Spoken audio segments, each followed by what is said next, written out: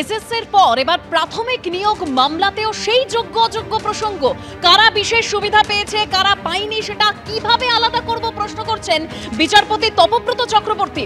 আরো তথ্য আপনাদের সামনে রাখবো, আমাদের প্রতিনিধি সৌভিক মজুমদার রয়েছেন টেলিফোন লাইনে। সৌভিক, যে যোগ্য অযোগ্যের প্রসঙ্গে একেবারে আমরা দেখেছি এসএসসিতে 26,000 চাকরি বাতিল হয়ে গেছে, আর সেই যোগ্য অযোগ্যের প্রসঙ্গ উঠলো এবার প্রাথমিক নিয়োগ মামলাতেও।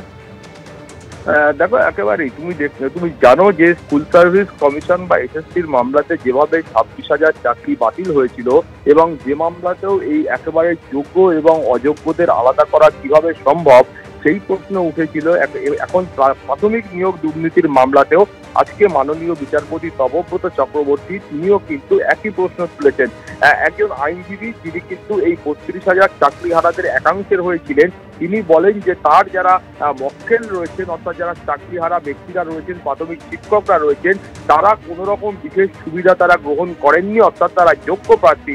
এবং এক্ষেত্রে তারা বলেন যে এর মধ্যে দুর্নীতি হয়ে থাকতে পারে, এর মধ্যে অযোগ্য প্রার্থী থাকতে পারে, কিন্তু তার যারা মক্কেল রয়েছেন তারা কিন্তু যোগ্য প্রার্থী। সেই সময় মাননীয় বিচারপতি তপব্রত চক্রবর্তী তিনি প্রশ্ন করেন যে এখানে যোগ্য এবং অযোগ্যদের আলাদা করা কিভাবে সম্ভব হবে। তোমার মনে থাকবে যে একইভাবে কিন্তু স্কুল সার্ভিস কমিশনের মামলাতেও বিচারপতি দেবাংশু বসাক তিনি প্রশ্ন করেছিলেন যে এই যোগ্য এবং অযোগ্যদের আলাদা করা কিভাবে সম্ভব, এবং সেই সময় তোমার মনে থাকবে যে স্কুল সার্ভিস কমিশনের তরফ থেকে কিন্তু এই যোগ্য এবং অযোগ্যদের যে আলাদা করে তালিকা সেটা কলকাতা হাইকোর্ট বা সুপ্রিম কোর্টের কাছে পেশ করা সম্ভব হয়নি, এবং যার ফলশ্রুতিতে আমরা দেখতে পেয়েছিলাম যে মাননীয় বিচারপতি দেবাংশু বসাক তিনি এই 26,000 চাকরি বাতিল করেছিলেন এবং তিনি তার নির্দেশনামায় এই পর্যবেক্ষণও করেছিলেন যে চাল থেকে কাকড়কে আলাদা করা সম্ভব হচ্ছে না, এবং সেই কারণেই কিন্তু তিনি এই 26,000 ব্যক্তির চাকরি বাতিল করতে বাধ্য হচ্ছেন। ফলে এখন আজকে প্রাথমিক শিক্ষক নিয়োগের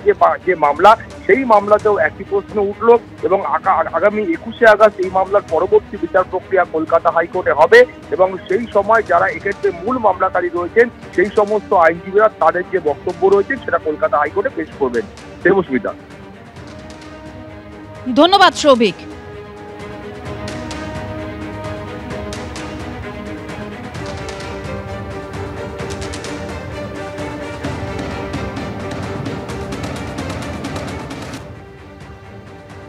ভোটার তালিকায় গড়মিল, সরকারি অফিসারদের বিরুদ্ধে সাসপেন্ড এবং এফআইআর এর নির্দেশ দিয়েছিল নির্বাচন কমিশন। আর এবার জাতীয় নির্বাচন কমিশনকে চিঠি দিলেন মুখ্য সচিব। তমলুকের পিএও সুদীপ্ত দাস এবং ময়নার এই আরোকে ভোটের কাজ থেকে তুলে নেওয়া হলো, চিঠিতে এরকমই উল্লেখ করেছেন মুখ্য সচিব।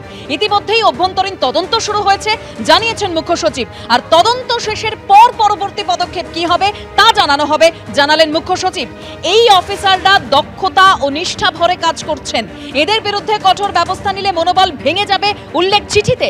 শুধু এদের নয়, ভোটের কাজের দায়িত্বে থাকা অন্য অফিসারদেরও মনোবল ভেঙে যাবে। 5ই আগস্ট 2025 2 ইআরও 2 এইআরও ও 1 কর্মীকে সাসপেনশন এফআইআর এর নির্দেশ দিয়েছিল জাতীয় নির্বাচন কমিশন, আর সেই নির্দেশ মানল না রাজ্য, এবং জাতীয় নির্বাচন কমিশনকে ইতিমধ্যে চিঠি দিয়েছে মুখ্য সচিব।